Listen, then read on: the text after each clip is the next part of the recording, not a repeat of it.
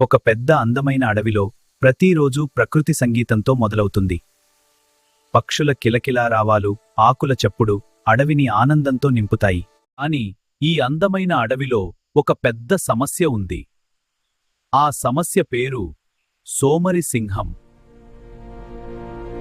ఆ సోమరిసింహం వల్ల అడవిలోని జంతువులందరూ ప్రతిరోజు భయంతో జీవిస్తున్నారు.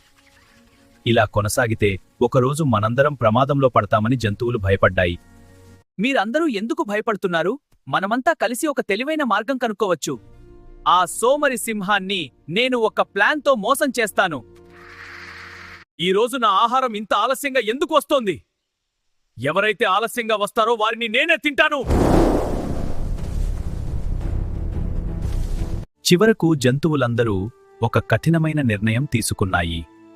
ప్రతిరోజు ఒక జంతువు సింహం దగ్గరకు వెళ్ళాలి.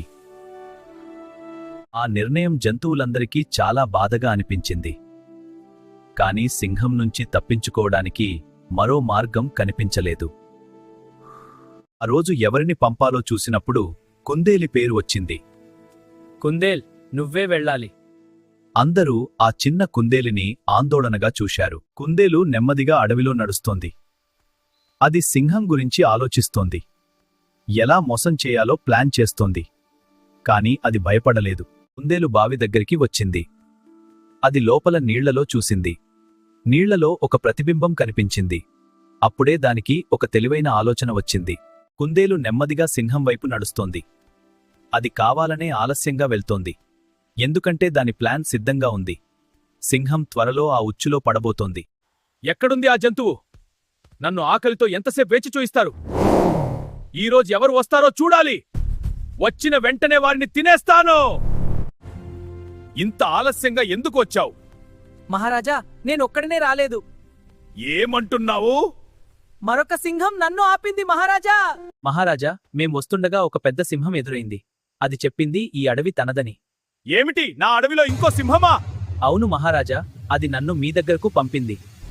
మహారాజా, అదే సింహం ఇక్కడే ఉంటుంది. అది ఈ బావిలో దాక్కుంది. ఈరోజే ఆ సింహాన్ని చంపేస్తాను. మహారాజా, ముందు బావిలో చూడండి. మహారాజా, అదిగో చూడండి, అది బావిలో దాక్కుంది. ఆహా, నన్నే చూస్తూ గర్జిస్తోంది. ఇప్పుడే దాన్ని చంపేస్తాను. ఇప్పుడు నిన్ను చంపేస్తాను. ఇది నా అడవి. తెలివి బలం కంటే ఎప్పుడూ గొప్పది. ఇలాంటి మరిన్ని స్టోరీస్ కోసం మన పిక్స్జాయ్ స్టూడియోని తప్పకుండా ఫాలో చేయండి.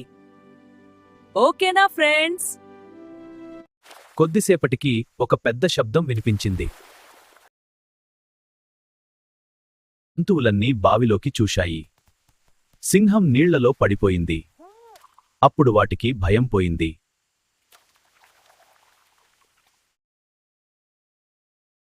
అడవిలోని జంతువులందరూ రక్షించబడ్డాయి. తెలివి బలం కంటే ఎప్పుడూ గొప్పది.